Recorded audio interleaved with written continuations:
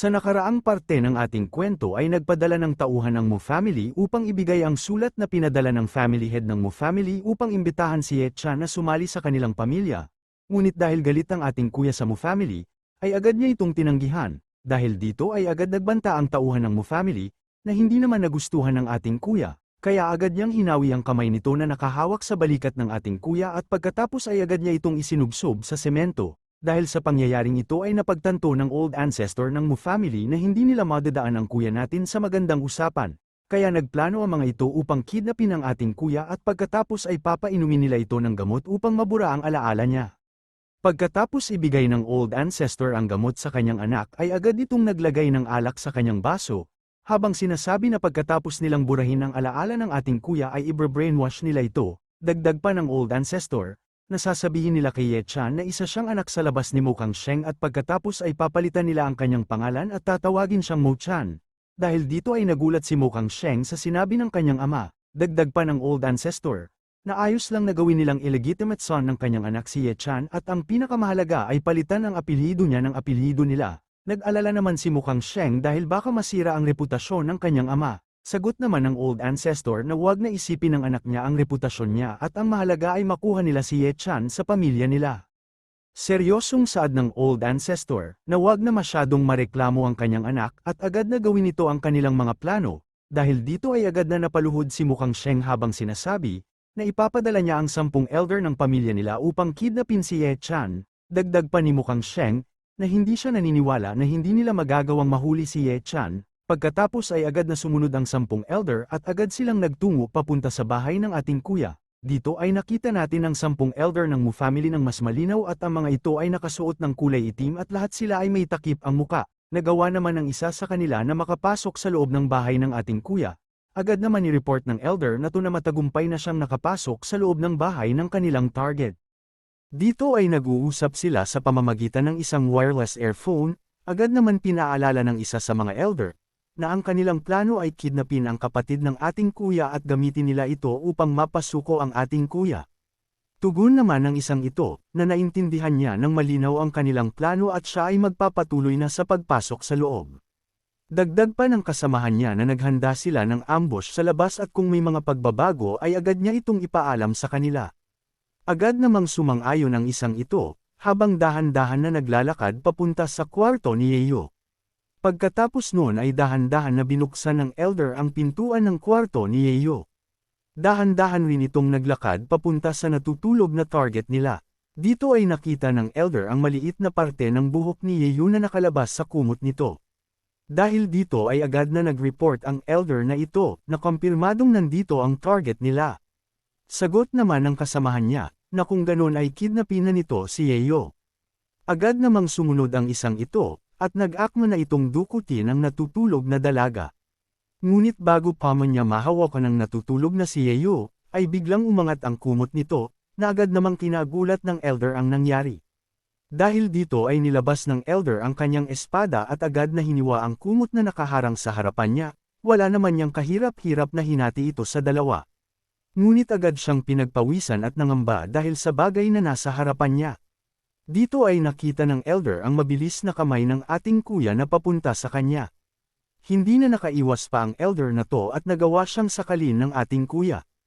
Inangat siya ng ating kuya gamit ang kanyang isang kamay at dahil sa taglay ng ating kuya ang isang advanced rank na strength talent ay hindi magawang makawala ng elder sa pagkakasakol sa kanya ni Kuya Ye Chan. Dito ay napangiti si Kuya Ye Chan habang sinasabi, na matagal ko na kayong hinihintay at bakit parang natagalan kayo. Nadalawin ako. Agad namang nagtanong ang kasama ng elder na kung nagawa na ba niyang hulihin si Yeyo.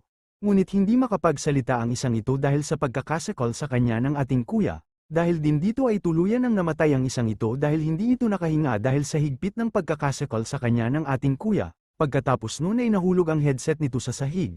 Kasabay rin ang pagbitaw sa kanya ng ating kuya sa walang buhay nitong katawan. Muli namang nagsalita ang kasama niya sa headset, na kung narinig niya ito ay sumagot siya. Napansin ni Kuya Ye Chan ang nahulog na headset ng elder, kaya agad niya itong pinulot. Pagkatapos ay agad niya itong inilagay sa kanyang tenga at sinabing, nagawa na niyang mahuli ang kanilang target at itatapon na niya ito sa baba. Nagulat ang elder na to dahil hindi pamilyar sa kanya ang boses ng nagsasalita, kaya tinanong niya kung sino ang kausap niya. Sagot naman ng kuya natin na saluhin niyo siya. Pagkatapos ay agad niyang itinapon sa labas ang bangkay ng elder na kasamahan nila. Mabilis namang nahulog ang bangkay ng elder mula sa bintana ng kwarto ni Yeo. Nakita naman ng isa sa mga elder na nahulog ang kasamahan niya, kaya nagtataka ito kung ano ba ang nangyayari. Dali-dali namang pumunta ang iba pang mga elder upang tingnan kung ano ang lagay ng kasamahan nila. Agad naman sinabi ng isa sa mga elder, na hindi na humihinga ang isang ito. Kaya dahil dito ay sinabihan ng kanilang pinuno ang lahat ng kasamahan niya, na mag-ingat dahil sa tingin niya ay humingi ng tulong si Ye Chan. Agad namang ginamit ng ating kuya ang kanyang shadow talent at agad na pumunta sa taas ng tirahan nila.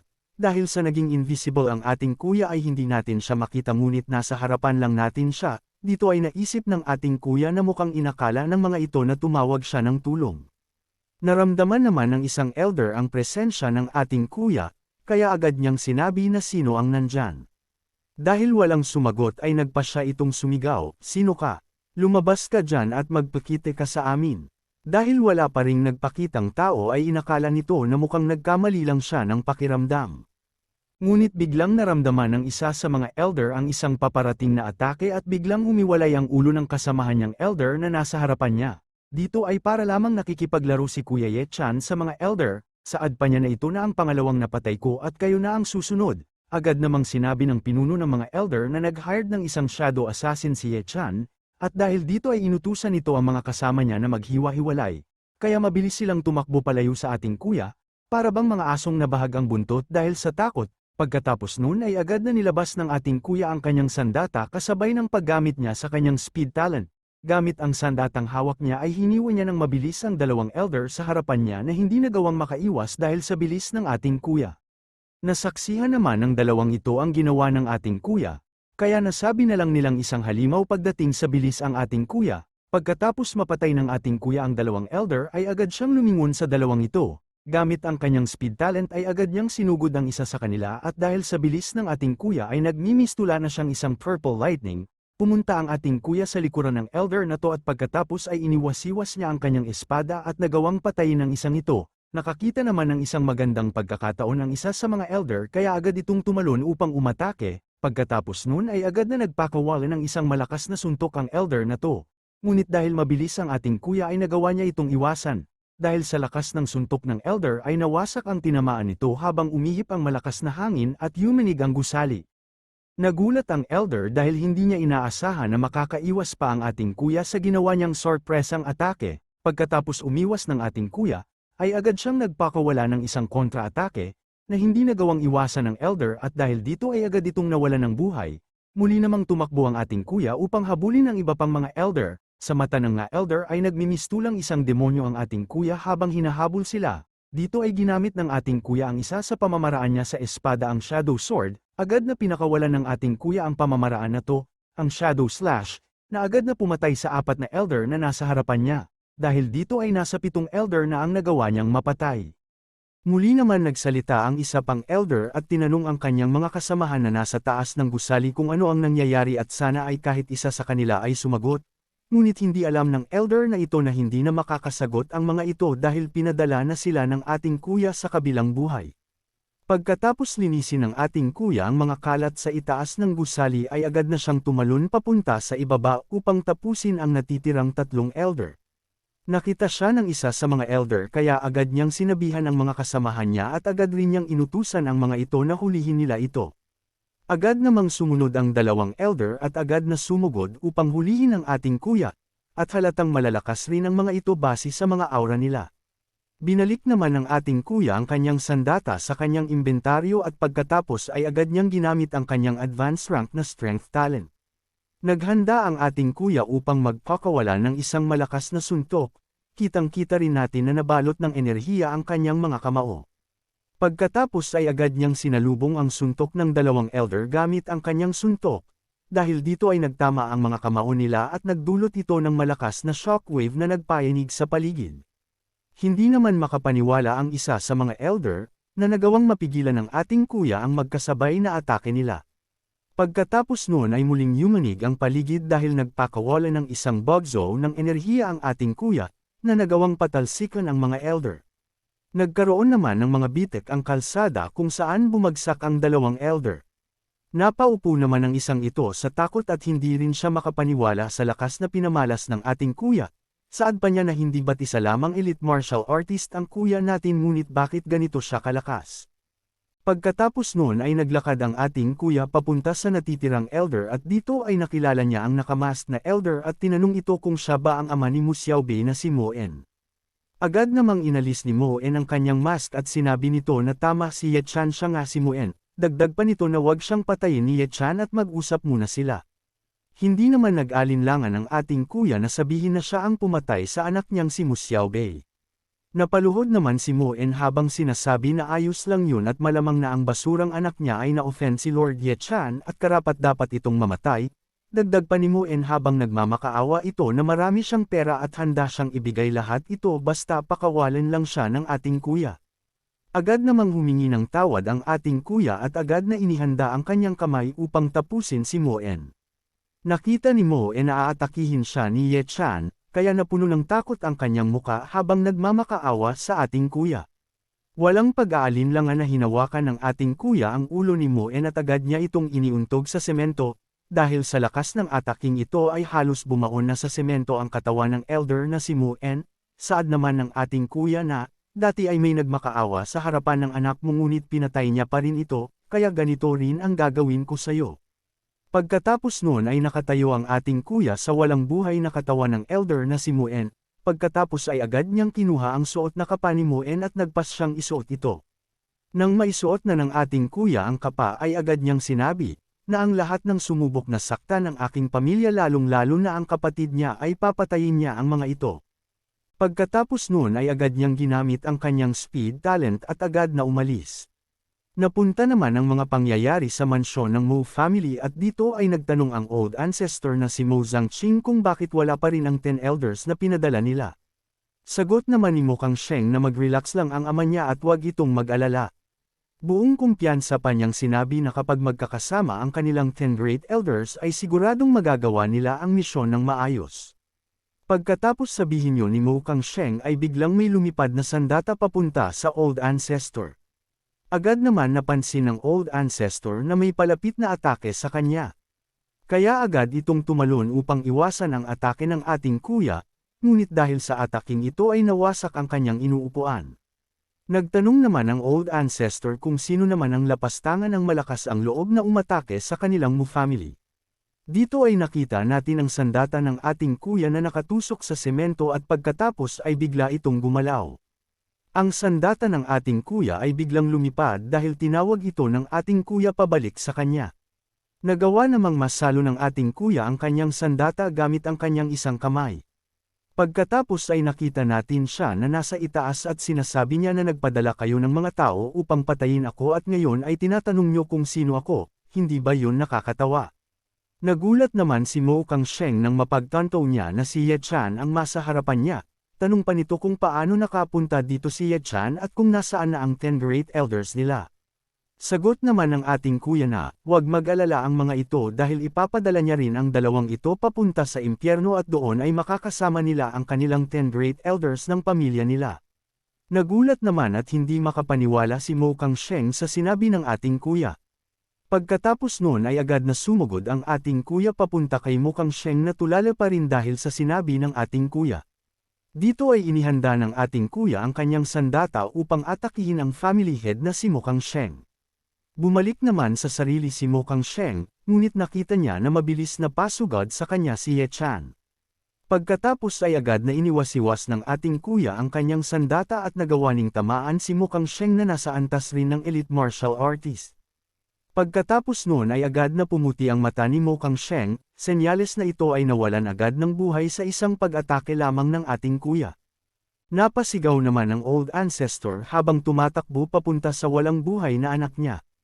Agad niyang niyakap ang kanyang anak habang umiiyak dahil nalaman niya na patay na ito. Dahil sa galit ay pinakawalan ni Mo Zhangqing ang kanyang sekretong pamamaraan at agad na lumabas ang malakas na aura habang umaagos ang luha sa kanyang mga mata.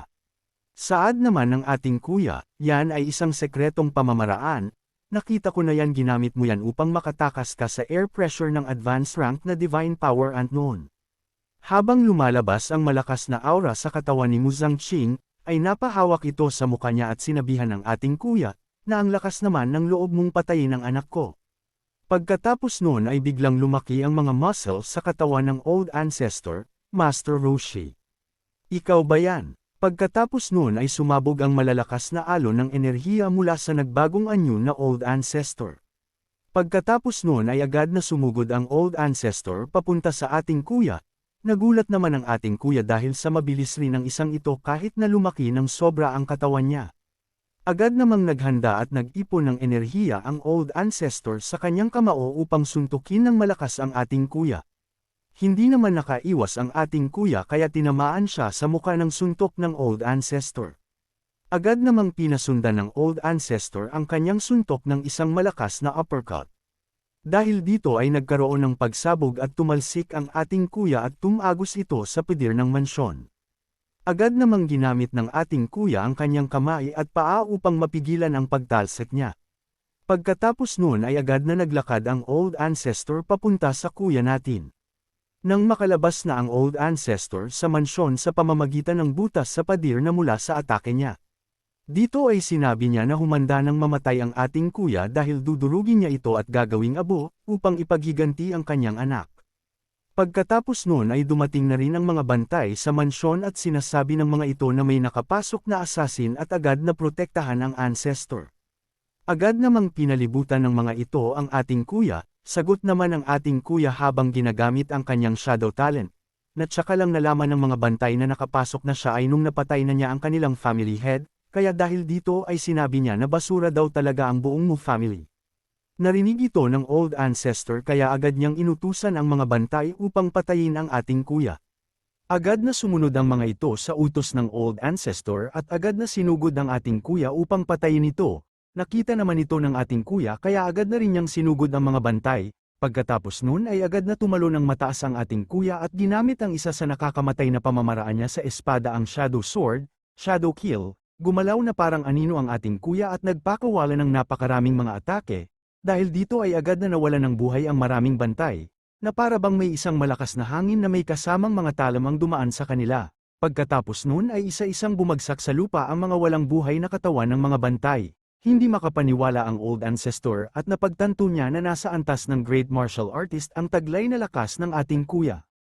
Matapos patayin ng ating kuya ang mga bantay ay agad niyang sinugod ang Old Ancestor, habang sinasabi, na matandang aso, tingnan natin kung hanggang kailan tatagal ang iyon sekretong pamamaraan. Base sa kulay ng aura ng ating kuya ay ginagamit pa lamang niya ay ang sword talent at shadow talent pa lamang.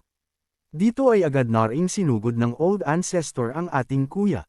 Tinawag na mayabang ng Old Ancestor ang ating kuya habang inilalabas niya ang kanyang malaking espada. Agad namang ibinagsak ng Old Ancestor ang malaki niyang espada sa ating kuya.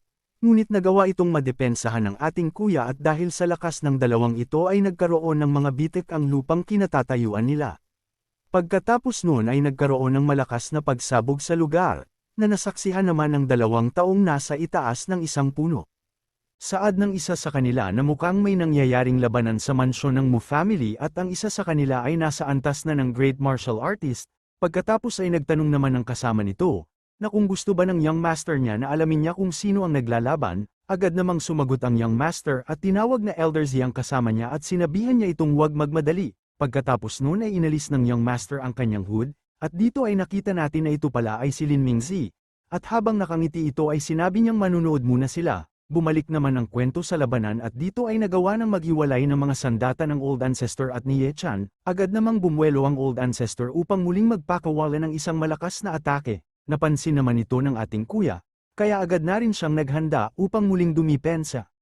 Agad namang nagpakawala ng sunod-sunod at malalakas na atake ang Old Ancestor, ngunit nagawang madepensahan ito lahat ng ating kuya. Hindi naman makapaniwala ang Old Ancestor sa taglay na bilis ng ating kuya at nagulat rin ito dahil ang lahat ng atake niya ay nagawang masangga lahat ni Ye Chan. Nakakita naman ng pagkakataon ng ating kuya upang umatake. Kaya agad niyang iniwasiwas ang kanyang sandata at nagawa niyang masugitan ang Old Ancestor. Pagkatapos noon ay lumabas ang dugo sa bibig ng Old Ancestor dahil nagawa siyang mapinsala ng ating kuya. Ngunit hindi naman siya natinag at agad niyang hinawakan ang kanyang sandata gamit ang dalawang kamay upang umatake, agad namang iniwasiwas ng elder ang kanyang espada. Ngunit naiwasan ito ng ating kuya at tanging lupa lamang ang tinamaan ng espada ng Old Ancestor. Sa lakas ng ataking ito ay nawasak ang lupang tinamaan nito. At dito ko na muna tatapusin ang ating kwento, pasensya na dahil alam kong nabitin kayo. Sana ay huwag niyong kalimutan na mag-subscribe at mag-like sa ating video upang lalo akong ganahan na ipagpatuloy ang kwento ito.